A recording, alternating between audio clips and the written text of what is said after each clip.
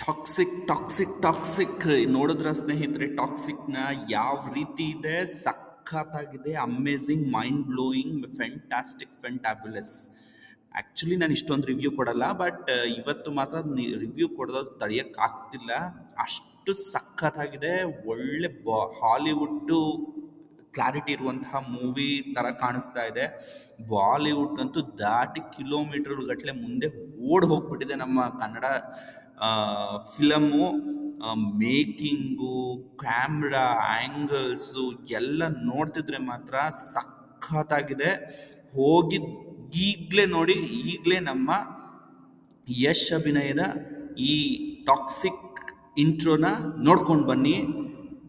ಹೆಂಗಿದೆ ಅಂತ ಅಂದರೆ, ಆ ಮೇಕಿಂಗು, ಆ ವಿಷುವಲ್ಲು ಎಲ್ಲ ನೋಡ್ತಿದ್ರೆ ನಮ್ಮ ಕನ್ನಡ ಮೂವಿ ಈ ಥರ ಮಾಡಿದಾರ ನಿಜವಾಗಿ ಅಂತ ಅನಿಸುತ್ತೆ.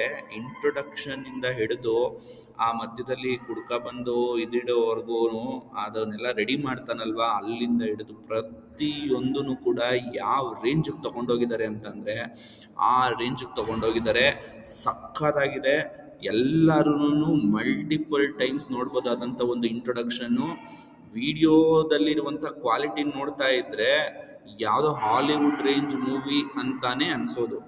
ಮತ್ತು ಇವಾಗ ಇವರು ಫಿಲಮ್ ಟೀಮ್ ಅವ್ರಿಗೆಲ್ಲ ಏನಪ್ಪ ಅಂತ ಅಂದರೆ, ಇಂಟ್ರೊಡಕ್ಷನ್ನೇ ಈ ರೇಂಜು ಕೊಟ್ಟವ್ರೆ ಅಂತ ಅಂದಮೇಲೆ ಇನ್ನು ನೆಕ್ಸ್ಟು ಫಿಲಮ್ ಇನ್ನು ಯಾವ ರೇಂಜಲ್ಲಿದೆ ಅನ್ನೋದನ್ನು ನೀವು ಊಹೆ ಮಾಡ್ಕೊಳ್ಳಿ. ಮಾರ್ಚ್ 19ನೇ ತಾರೀಕಂತೂ ಬಾಕ್ಸ್ ಆಫೀಸು ಫುಲ್ಲು ಅದೇನು ಹೇಳ್ತಾರೆ, ಒಡೆದು ಚೂರಾಗಿ ಹೋಗ್ಬಿಡುತ್ತೆ. ಆ ರೇಂಜಲ್ಲಿದೆ. ನೀವು ಒಂದ್ಸಲಿ ನೋಡಿ, ಮಿನಿಮಮ್ ಅಂದ್ರೂ 4ರಿಂದ 5 ಸಲ ನೋಡ್ತೀರಾ. ಆ ಹ್ಯಾಂಗ್ ಓವರಿಂದ ನಿಜವಾಗಿ ಆಚೆ ಬರೋದಕ್ಕೆ ಅಟ್ಲೀಸ್ಟ್ 1 hour ಬೇಕು. ಆ ರೇಂಜಲ್ಲಿದೆ ಈ ಇಂಟ್ರೊಡಕ್ಷನ್ನು. ರಾಯನ ಇಂಟ್ರೊಡಕ್ಷನ್ನು ಸಖತ್ತಾಗಿದೆ ಫ್ರೆಂಡ್ಸ್. ಒಂದು ಸಲ ಮಾತ್ರ ನೀವು ನೋಡ್ಬಿಡಿ. ಮಿನಿಮಮ್ ಅಂದರೂ 10 ಸಲ ನೋಡ್ತೀರಾ.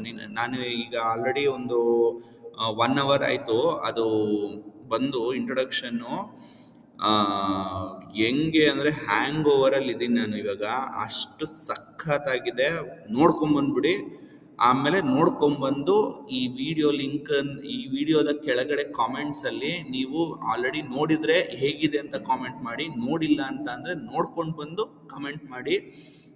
ನೋಡುವ ಯಾವ ರೀತಿ ಹುಡುಗಿರು ಇದನ್ನು ಇಷ್ಟಪಡ್ತಾರೆ ಅಂತ ಅಂದ್ಬಿಟ್ಟು.